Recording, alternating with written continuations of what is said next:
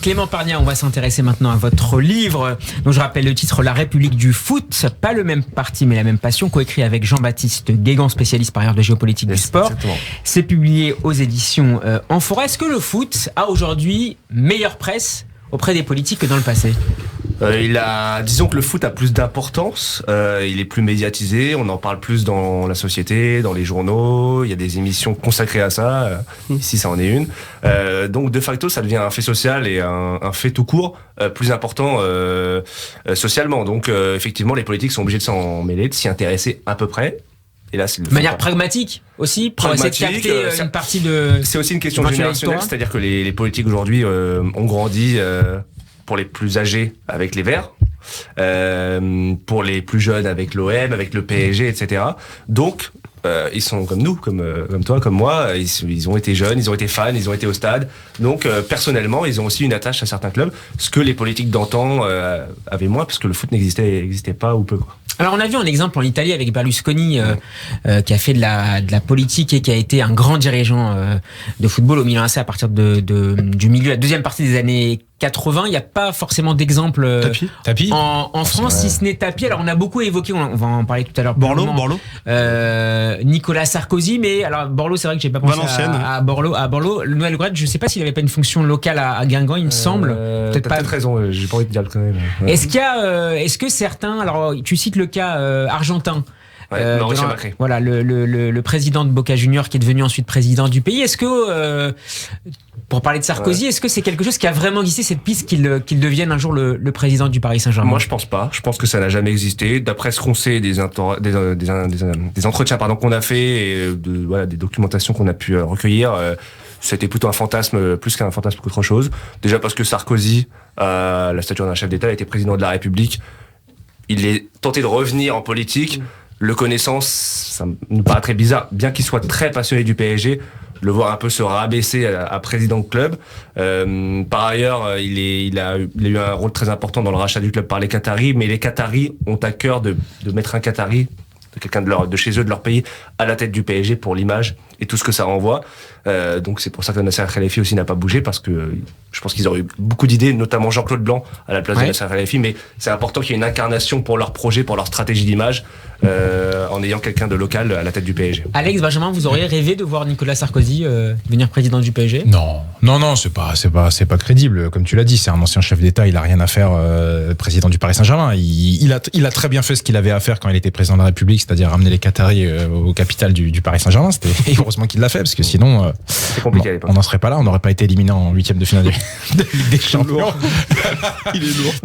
Non, moi j'ai une question pour Clément, c'est à part Sarkozy justement, où vraiment on a un exemple de là quelqu'un qui est un fan absolu, qui est au parc tout le temps, on a un autre exemple En fait, tu veux me casser mon conducteur de... Ah pardon, excuse-moi. Alex, s'il te plaît, on va y revenir. Sur la question de Nicolas Sarkozy ? Sur Sarkozy. Non, mais dans cet ordre-là, c'est bizarre.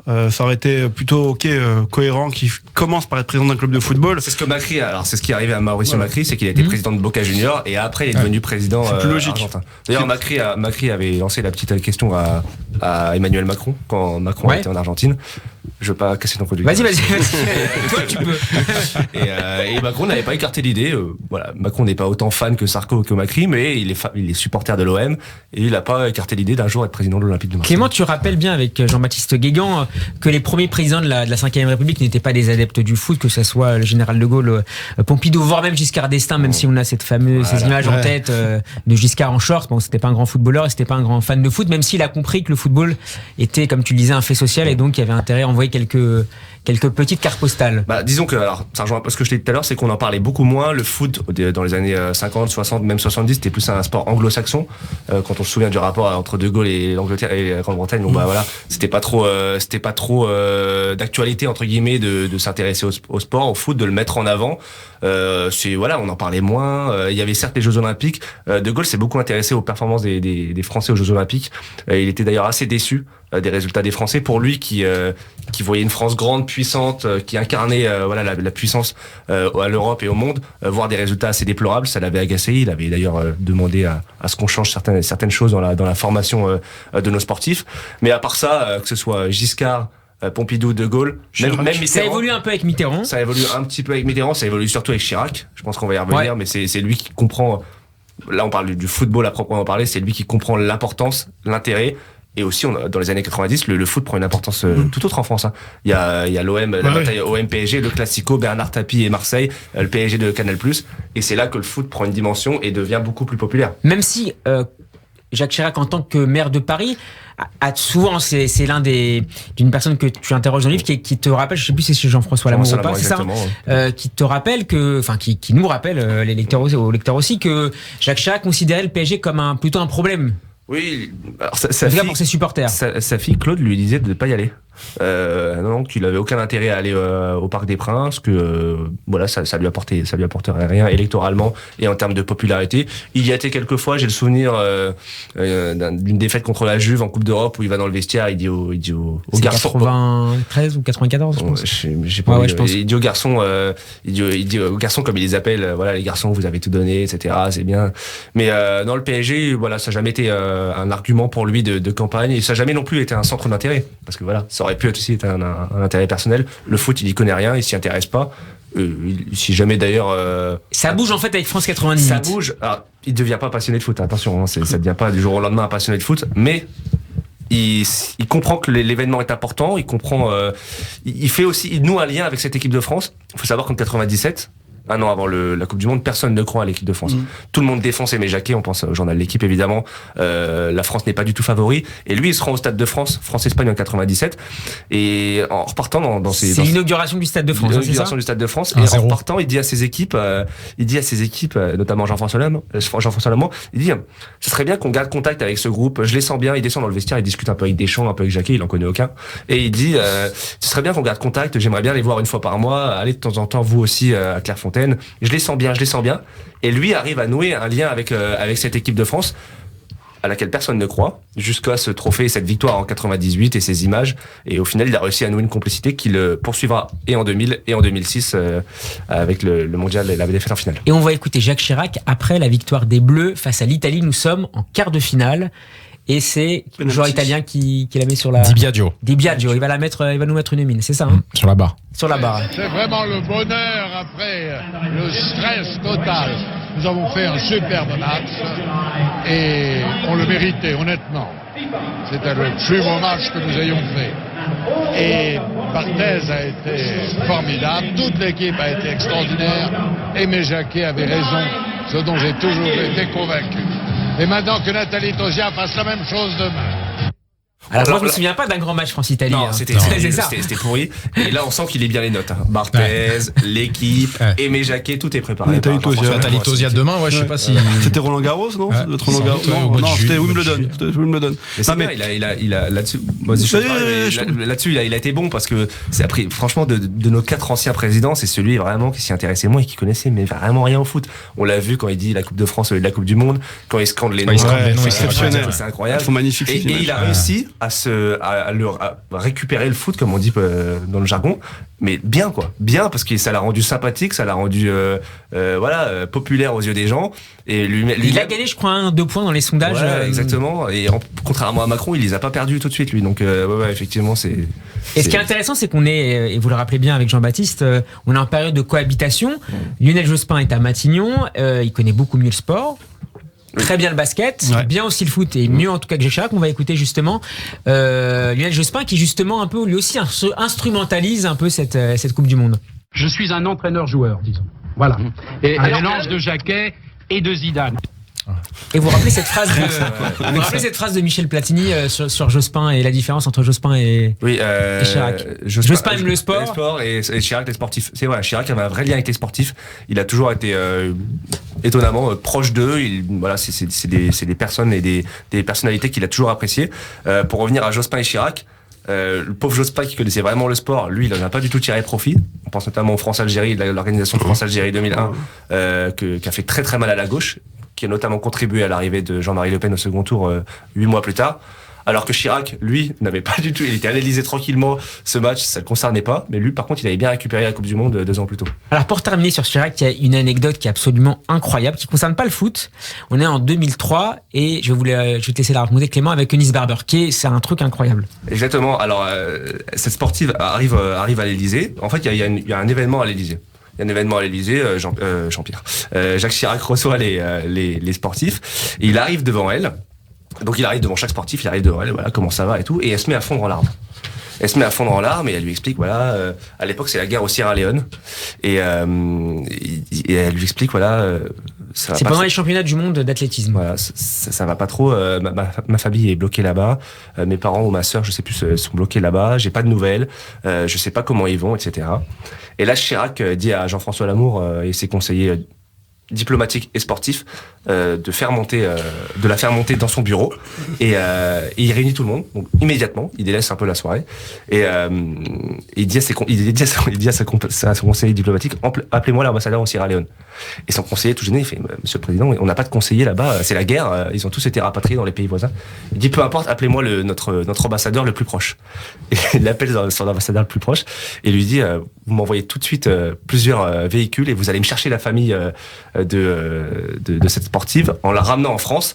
Et les conseillers là-bas sont sans mots, sans voix, ils ne savent pas. Ils sont obligés d'aller immédiatement dans la foulée au Sierra Leone, un pays en guerre où il y a des morts, des conflits, pour aller récupérer les proches.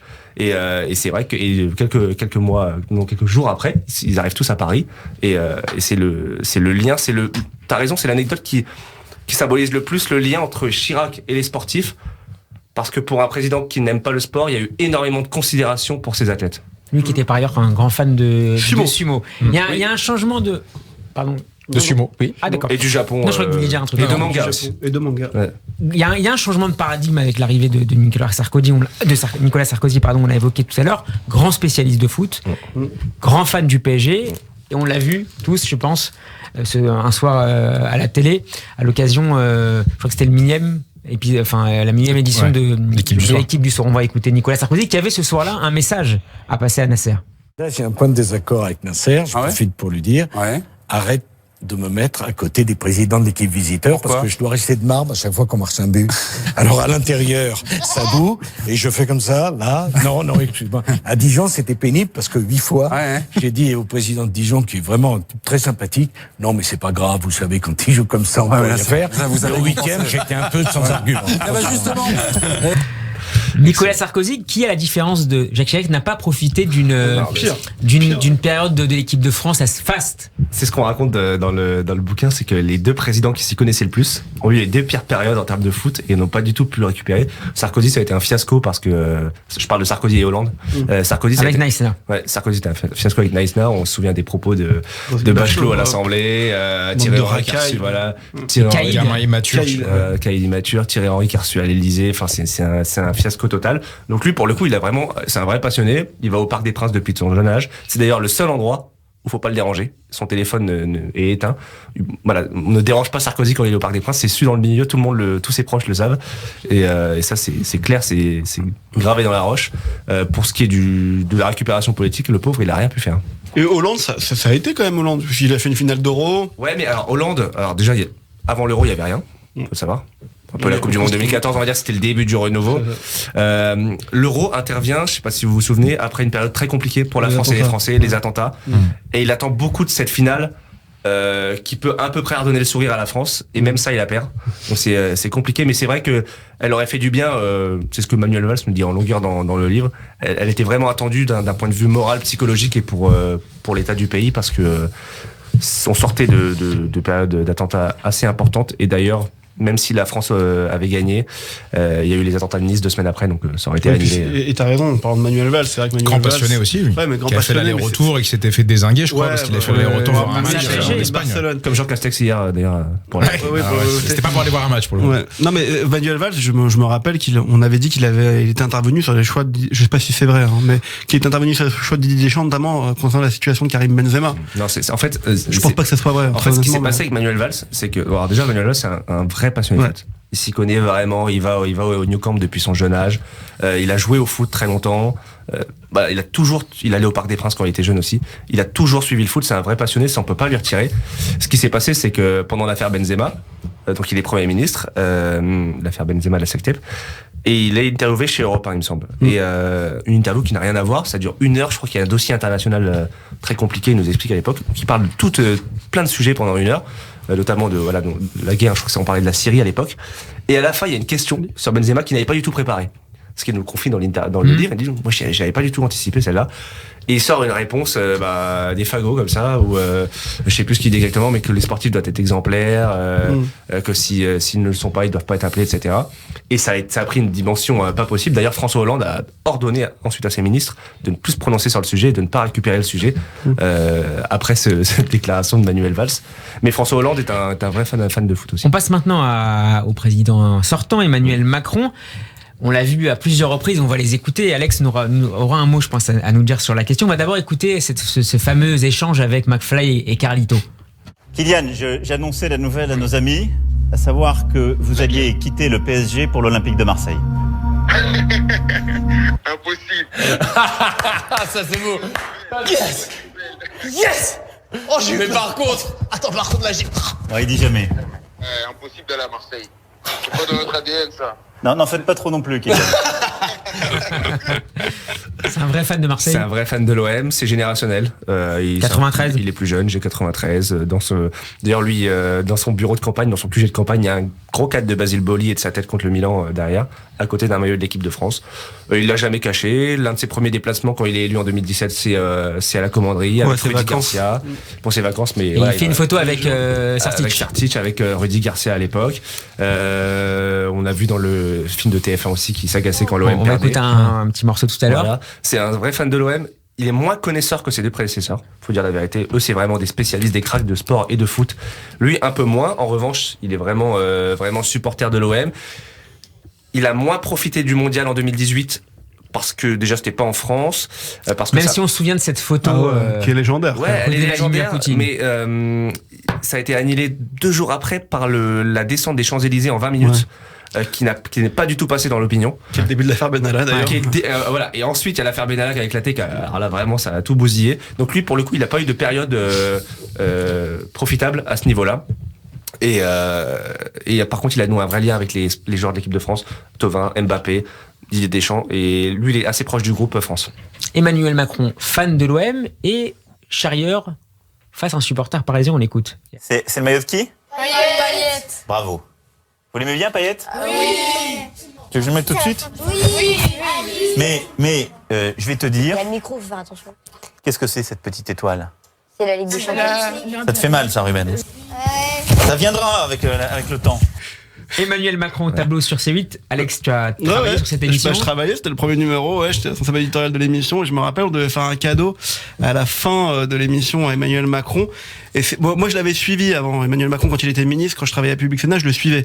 Donc il m'arrivait souvent de parler de football avec lui et de parler de l'Olympique de Marseille. C'est vrai qu'il était moins connaisseur, mais quand même, il connaissait très bien l'OM. Et j'avais retenu ça. Et c'est vrai qu'avec les enfants, on a cherché un cadeau et ils lui ont offert le maillot de l'OM et il l'a pris, ce maillot de l'OM, il a été joué avec à la commanderie quand il a été élu. Au moment où il est parti, il l'a montré et il a fait une photo, il l'a envoyé au gamin après. Tu parlais régulièrement de foot avec lui On parlait, dès qu'il y avait un match, on en parlait un petit peu. Après, c'est vrai qu'il n'était pas à fond dedans, il était ministre de l'économie.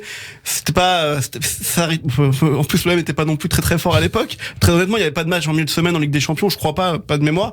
Donc oui, on en parlait. Et on en parlait parce qu'il savait qu'on était supporter du PSG pour la plupart des journalistes qui le suivaient et qu'on était parisiens, donc ça l'amusait. Ouais. Politiquement, ça a aussi un intérêt. Pour le coup, on parle souvent de récupération politique, etc. C'est pas flagrant parce qu'il est vraiment supporter, mais supporter Marseille, et donc le club et la ville, c'est un intérêt politique pour lui parce qu'il est souvent qualifié de président jupitérien, président déconnecté, président des riches, et être proche de Marseille, club et ville populaire, il l'a compris, il le sait très bien. Ouais. Et d'ailleurs même son premier meeting initialement devait être à Marseille, donc ça a vraiment un intérêt électoral aussi pour lui. Il sait s'en servir quoi. Il a un vrai lien avec l'OM et puis juste pour terminer, cette culture aussi, il l'a développé beaucoup avec Christophe Castaner, qui lui pour le coup est marseillais et qui lui avait dit dans la confession, qui lui avait dit que c'était important pour lui de développer son amour pour l'OM, même si Emmanuel Macron est supporter depuis très jeune de l'Olympique de Marseille, il a développé cette filiation pendant la campagne 2017. Et on va écouter un dernier extrait issu du documentaire de TF1 juste après la victoire en 2017. Oh merde, deuxième fois, putain. Quoi donc? À Monaco qui a battu l'OM. Attends, on s'en fout. À Marseille. Mon chéri, le RIP que je t'ai donné ce matin, tout le monde le cherche. Documentaire, me dit Alex, de Yann Lénoré. Si vous avez retrouvé le RIP de Macron, faites signe. C'est exceptionnel. Très drôle. Parce que en plus, ça sent que c'est naturel. C'est sincère, ouais. Ouais, ça sent que c'est naturel. Mais si, je vous promets. Contre Monaco, ça fait 2 fois, le mec connaît. Non, mais le mec connaît vraiment. Pour dire, ça fait 2 fois. Non, mais parce que Yann, je le connais. Enfin, je le connais pas très bien. Mais en tout cas, moi, je fais un doc en immersion aussi en ce moment sur un politique. Et c'est vrai que on triche pas sur ces moments-là. C'est des moments naturels que tu captes. Tu remontes pas à l'homme politique, surtout quand il est en campagne, de le rejouer ce moment. Donc ça sent que c'est naturel. Clément Pernet, je redonne le titre de votre livre, vous restez avec nous bien sûr. La République du foot, pas le même parti mais la même passion, c'est publié aux éditions Amphora.